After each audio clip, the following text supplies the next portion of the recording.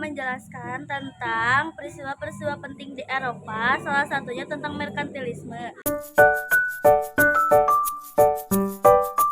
Halo, di sini aku akan ngejelasin tentang pengertian dan latar belakang tentang merkantilisme. Sebelumnya, apakah teman-teman tahu pengertian dari merkantilisme itu apa? Kalau belum tahu, yuk ikuti pembahasan aku. Pengertian dari merkantilisme adalah teori ekonomi yang menunjukkan kondisi di mana kesejahteraan negara ditentukan dari seberapa besar aset atau modal yang dimiliki oleh negara tersebut. Selanjutnya, kita akan ke latar belakang. Yuk, ikutin pembahasannya. Nah, selanjutnya, latar belakang merkantilisme. Paham merkantilisme lahir pertama kalinya di kerajaan Inggris dan Prancis. Merkantilisme ini muncul disebabkan oleh semangat Renaissance yang meletus di Eropa sejak abad 14 Masehi hingga 16 Masehi. Terlebih, setelah itu Eropa mengalami masa aufklärung saat masyarakat didorong untuk semakin optimal dan percaya akan potensinya. Sejak saat itu, disiplin intelektual pun berkembang hingga negara berpikir untuk meningkatkan kesejahteraan perekonomian dengan cara meningkatkan ekspor dan menekankan impor yang merupakan teori merkantilisme perdagangan internasional. Dalam merkantilisme, kemakmuran setiap negara ditentukan oleh seberapa banyak sumber daya terbatas bisa dikumpulkan oleh negara, seperti perak dan emas. Apabila aset yang disimpan oleh negara sangat besar, maka negara akan lebih bebas untuk melakukan aktivitas, baik berinovasi, riset ilmu pengetahuan teknologi, dan berperang, membuat koloni baru, dan lain-lainnya. Secara umum, ada 5 faktor yang mendorong negara-negara di Eropa Barat khususnya menerapkan prinsip merkantilisme. Ayo kita bahas 5 faktor yang mendorong negara-negara Eropa menerapkan prinsip merkantilisme.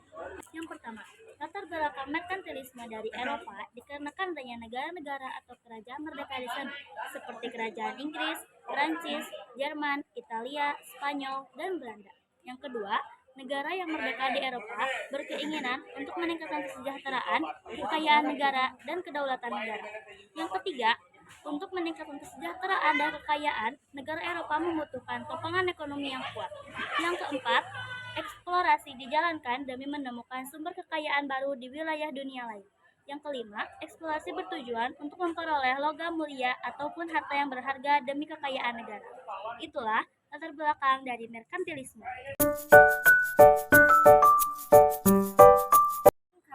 Kamu lagi main monopoli. Tujuanmu pasti ingin jadi yang paling kaya kan? Nah, negara-negara di zaman dulu juga punya tujuan yang sama. Cuman caranya berbeda. Mereka punya sistem ekonomi khusus yang namanya merkantilisme. Merkantilisme itu kayak gini. Negara-negara pada zaman dulu itu tuh kayak lagi main monopoli skala besar. Mereka pengen banget jadi negara terkaya dan terkuat di dunia. Caranya ya dengan mengumpulkan harta sebanyak-banyaknya, yaitu berupa emas dan perak. Kenapa sih harus emas dan perak? Emangnya penting banget, karena dulu emas dan perak dianggap sebagai ukuran kekayaan sebuah negara. Makanya negara-negara ini berusaha keras untuk mendapatkan sebanyak mungkin emas dan perak. Caranya gimana? Ya dengan berdagang. Jadi tujuan utama merkantilisme itu ada 3. Yang pertama, jadi kaya raya. Negara-negara pengen banget jadi negara terkaya. Caranya ya dengan mengumpulkan banyak emas dan perak. Makanya mereka berusaha keras untuk mengekspor barang sebanyak-banyaknya dan mengurangi impor. Lalu yang kedua yaitu menguasai dunia. Selain kaya, negara-negara ini juga pengen jadi yang paling kuat. Mereka ingin menguasai banyak wilayah dan menjadikan wilayah itu sebagai koloni. Dengan begitu mereka bisa mendapatkan sumber daya alam yang banyak dan pasar yang luas untuk produk-produk mereka. Semua itu kayak lomba mengumpulkan harta karun. Negara-negara pada zaman dulu itu saling berlomba untuk menjadi yang paling kaya dan paling kuat. Mereka menggunakan segala cara untuk mencapai tujuannya, termasuk perang dan kolonialisme. Ini saya akan menyebutkan tokoh teori merkantilisme. Yang ke-1 ada Montaigne, adalah seorang pemikir dan penulis asal Prancis. Menurut Montaigne, teori merkantilisme menganggap jika salah satu pihak dalam perdagangan dapat memperoleh keuntungan dan mengorbankan pihak lainnya. 2 ada John Bodin, tokoh adalah tokoh teori merkantilisme Jean Bourdin, yakni seorang ilmuwan asal Prancis. Jean Bourdin menjelaskan bahwa pertambangan uang akibat perdagangan internasional bisa menyebabkan kenaikan harga. Terus ada Thomas Moon, tokoh teori merkantilisme yang terakhir. Thomas Moon adalah seorang direktur East India Company asal Inggris.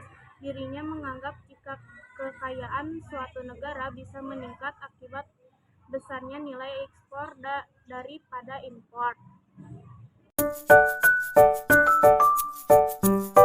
Kalian tahu merkantilisme menyebabkan beberapa dampak, dan di sini saya akan menyebutkan beberapa dampak. Yang pertama ada memantik revolusi Amerika. Ingat nih, salah satu ciri dari merkantilisme adalah mother country atau negara induk menciptakan koloni di luar negeri. Nah, salah satu negara yang berperan sebagai negara induk adalah Kerajaan Inggris. Pada masa itu, Kerajaan Inggris membentuk koloni di wilayah Amerika. Ternyata kolonisasi yang dilakukan oleh Kerajaan Inggris memantik terjadinya revolusi karena monopoli dagang dan penarikan pajak yang menyengsarakan rakyat. Dan kedua, ada berkembangnya kolonialisme dan imperialisme. Ternyata kolonialisme yang dilakukan oleh negara-negara di Eropa untuk mengumpulkan kekayaan berdampak pada munculnya kolonialisme dan imperialisme. Dalam hal ini, bangsa Barat berlomba-lomba mencari daerah jajahan baru, termasuk daerah mana guys yang kena jajahan gara-gara merkantilisme ini? Yap, Nusantara yang sekarang kita kenal sebagai Indonesia.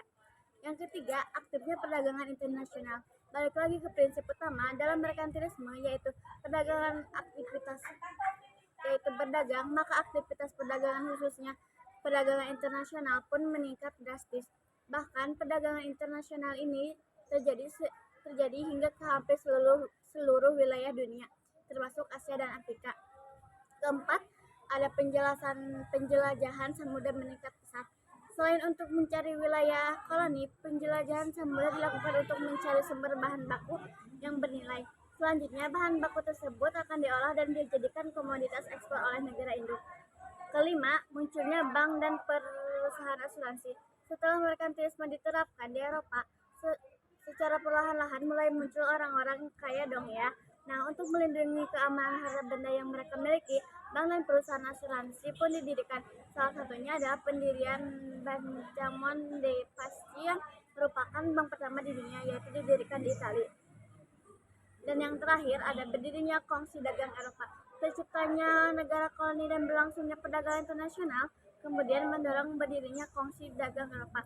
Misalnya seperti Kongsi Dagang asal Inggris yaitu ACE dan Kongsi Dagang asal Belanda yaitu VOIC. Dan itu beberapa dampak yang bisa saya jelaskan.